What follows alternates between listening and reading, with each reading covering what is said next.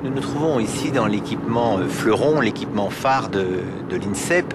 Ça s'appelle la halle Maigreau, du nom de Joseph Maigreau, qui est l'un des entraîneurs d'athlétisme les plus célèbres que la France ait connus. Objectif 2012-2016, la France doit redevenir l'une des toutes premières nations sportives au monde. Un grand défi qui passe par la rénovation et la transformation de l'INSEP en campus de l'excellence sportive française. Bois de Vincennes, en région parisienne. Comme tous les jours, c'est l'entraînement à l'INSEP. Mais depuis quelque temps, le décor est un peu inhabituel. Le bruit incessant des pelleteuses vient rythmer l'entraînement des sportifs. Un projet ambitieux est en train de voir le jour, un INSEP tout neuf pour 2011. Alors j'ai envie de dire d'abord que des choses se sont engagées, il n'y a qu'à écouter le bruit que vous entendez derrière moi ou la transformation de l'établissement.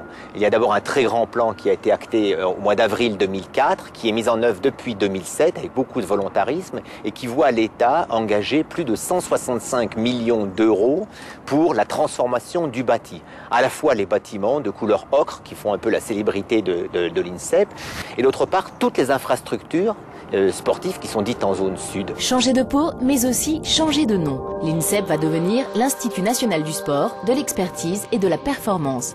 Des changements que tous les sportifs attendaient. Je vois que l'INSEP change beaucoup depuis que je suis arrivé. Je suis arrivé en 99, c'était pas la même piste par exemple, la même salle. Et ça va dans le bon sens parce que on sent que l'INSEP apporte quelque chose de plus pour améliorer la performance, améliorer le confort des athlètes, donc ça va dans le bon sens. Des infrastructures neuves, mais ce n'est pas tout.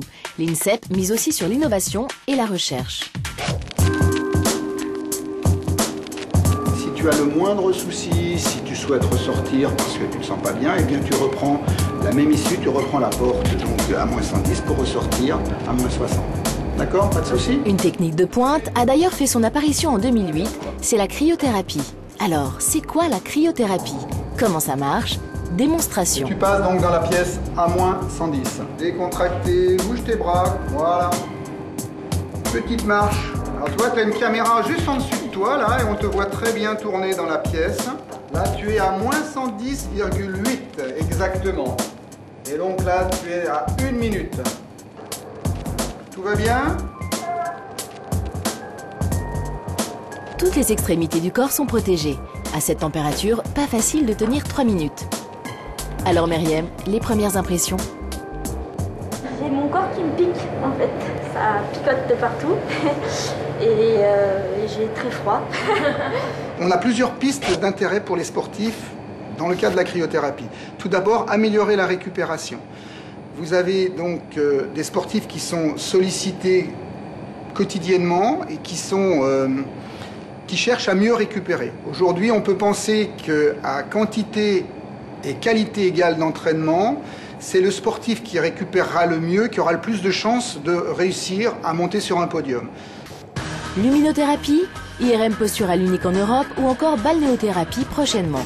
Le centre médical de l'INSEP est un des plus performants de France. Mais son implication ne s'arrête pas là. L'INSEP vient de signer un partenariat avec le CNRS, placer l'innovation et la recherche au cœur de la performance sportive. Voilà le défi. Aujourd'hui, la performance sportive, elle se fait dans le détail, dans la recherche du détail. Et je pense qu'aujourd'hui, l'approche scientifique sportive, c'est ce qui peut faire la différence. Entraînement, formation et expertise, voilà les 3 pôles d'activité de l'INSEP de demain. Le campus de l'excellence sportive française, voulu par le secrétariat d'État au sport, sera finalisé dès la rentrée. De nouveaux outils qui apporteront, c'est certain, un nouveau souffle au sport de haut niveau français.